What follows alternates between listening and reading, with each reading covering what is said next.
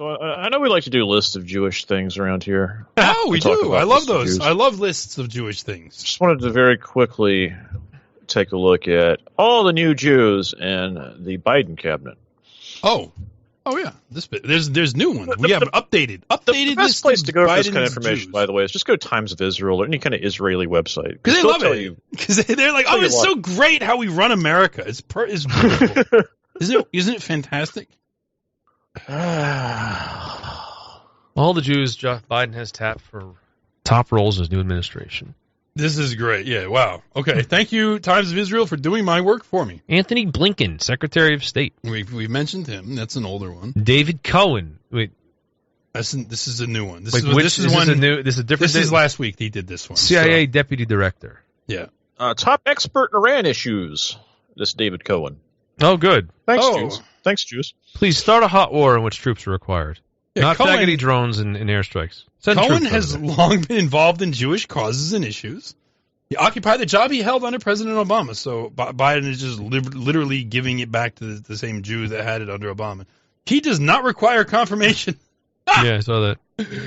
Biden's CIA has a top expert in Iran issues from day one. Merrick Garland, Attorney General. Avril Haines, Director of National Intelligence. Yep. Boy, oh boy. So the two new ones since we last covered this are Garland and Cohen. How many Cohens? Just generally, how many Cohens are there? Let's see. Carlin fled anti-Semitism in Europe. Who did? Garland? Yeah, Garland. There's our gal. Oh wait, this guy. There's Dr. Levine. Yeah, dude, this is. Levine raised in a conservative Jewish home in Massachusetts.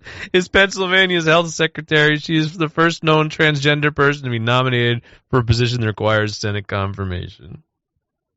God, look dude, at that. this is really interesting. I didn't know this one. Okay, Eric Lander, Office of Science and Technology Policy Director. Now, this is a little bit of a sleeper because it's not a well-known office, but it probably is going to be increasingly important and is going to be in charge of. This is where they're going to be doing stuff about encryption technology and spying on people with technology and stuff like that. That's probably going to be addressed by this office. So here we go. Lander, a leading geneticist, will require Senate confirmation, but of course he'll get it after he was criticized for toasting James Watson, the scientist who is credited with discovering the shape of DNA and who also expressed racist and sexist views. Lander said that he too had been the subject of anti-Semitic comments by Watson. Poor baby. The fact is that he worked with Watson, comments? but I'm sure that maybe he was, but who cares? But the thing is, he didn't do anything to help Watson. Instead, he just threw him under the bus. Like when he worked with him when they wanted Watson's scientific research, they wanted his work, and then now this guy has used the clout that he got from being part of this major discovery to say things that Jews don't support, and so there you go. Bye. But also notice that now, if there was a Gentile that had ever worked with Watson and praised him, they would not be getting a seat. They would not be getting a position of power like this. So again, it's just the rules just don't apply to Jews. Like if you think you understand how it works and it works any other way in your mind other than the Jews are in control, you're wrong. Because you can't say, they're never. If you say like, there's a scientist they're looking to nominate to a cabinet level position who was friends with and toasted James Watson, who's now said these racist things. What would your prediction be? That guy's not going to get confirmed. He's Jewish. Oh, okay. He is. Okay, so then that tells the whole story there. Anyway. So yeah, Richard Levine, Alejandro Mayorkas. We already talked about him. That's the one's going to lock us up, I guess. Is this particular Jew? Yes. He's the Homeland Security guy, so he's going to be big. He's going to be bigly responsible for basically locking up American citizens. Now, interestingly enough, not born in America, Cuban. Oh.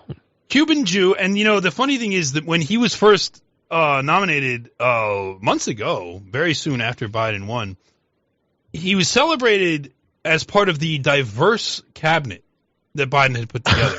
Now, the funny thing is, that was before there was not as many Jews back then in the cabinet, so they could kind of credibly make that. They couldn't really credibly make the claim, but the fact that he's like a Hispanic Jew gave them like they could check the Hispanic box with him, right? And the thing is, they're like, isn't it great? The first immigrant, a Cuban and an immigrant, the first immigrant to be the Department of Homeland Security head. I'm like, why is that great? Oh man, dude. Like, as an American, why should I be happy that the top security official in the country is not born in my country? Like, just on that basic level. Like, the media was treating that like that's something I should be thrilled about. Now, there's a lot of other things going on here, but just that very basic question. I'm an American. I was born here. I don't have another fucking country. I don't have another citizenship. I don't have anywhere to go. This is my country. This is where I'm from. Why should I be happy that the top guy, supposedly in charge of security, was born in another country? Why should that make me happy? So we've got Amy Newberger below this guy, who's an God. NSA cybersecurity director, and that's one thing. We can just gloss over that one.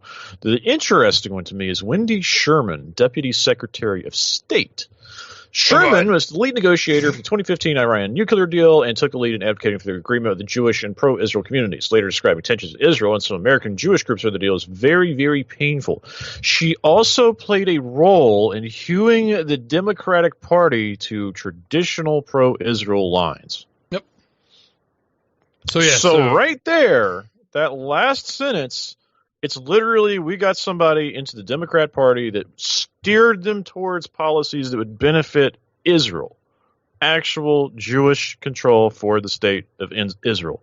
And they say it right there. They attribute responsibility to her for doing this, and she's essentially being praised for it. Dude, so man. how can you say that this country is not pretty much just run by Jews? Oh, it is. It's totally run by Jews. This is funny. Janet Yellen, Treasury Secretary. So we've talked about this before, but yeah. So Yellen has been appointed the first female Treasury Secretary. Wow, what a breakthrough! Yeah. What a breakthrough! A female, amazing! Isn't that such a glass ceiling breaker? Oh, that female comes after that. Huh. Well, it's sort of funny because she was Fed chairman. But yeah, it says the respected centrist. Oh yeah, because that's the most notable thing about Janet Yellen. She's a respected centrist, right? Centrist. That's what when I think Janet Yellen, I think centrist. I think respectable centrism. She was one of 3 Jews featured in a 2016 Trump attack ad that reflected long-standing anti-Semitic tropes. Now, I'm wondering, one thing I would be curious about. What trope? The Jews tend to be in positions of financial power. The Jews control money. So here we have that one. So here we have a Jew. Now, I love how they're making a big deal that she's a woman. It's like, who fucking cares? It's like she's a Jew. She was Fed chairman and the Treasury Secretary. I'm just curious. There could be someone else who'd occupied both of those roles, but I don't know. That would be something to look into if there's anyone else that has ever had both of those things. But it's like, okay, so but it's a woman, right? That's why it's progress. It's a woman. We have a female Jew that's occupying both seats of that basically control the economy between the two of them. The U.S. economy is basically a sort of a give and take between those two things, the Treasury Department and the Fed. Like, how many bonds do you want to sell from us? Oh, several. How many would you like to buy from? Oh, we will take several off your hands. But yeah, like that's kind of how they do that.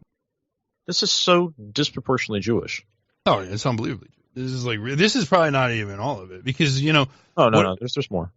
Yeah. Well, there's are there more in this article or is it just not in this article? But I saw another list somewhere else that's pointing out there's even more than this. Oh yeah, there's definitely gonna be more Jews because a lot of times, what's interesting is how many Jews are taking the top spot because a lot of times you'd have like a goy in the top spot and then you see the deputy is a Jew. Like in the Trump administration, you had Jeff Sessions for the first couple of years as Attorney General, but his deputy was Rod Rosenstein. Rod Rosenstein was really actually running the Department of Justice because they made Sessions kind of put him in a spot where he couldn't actually do anything.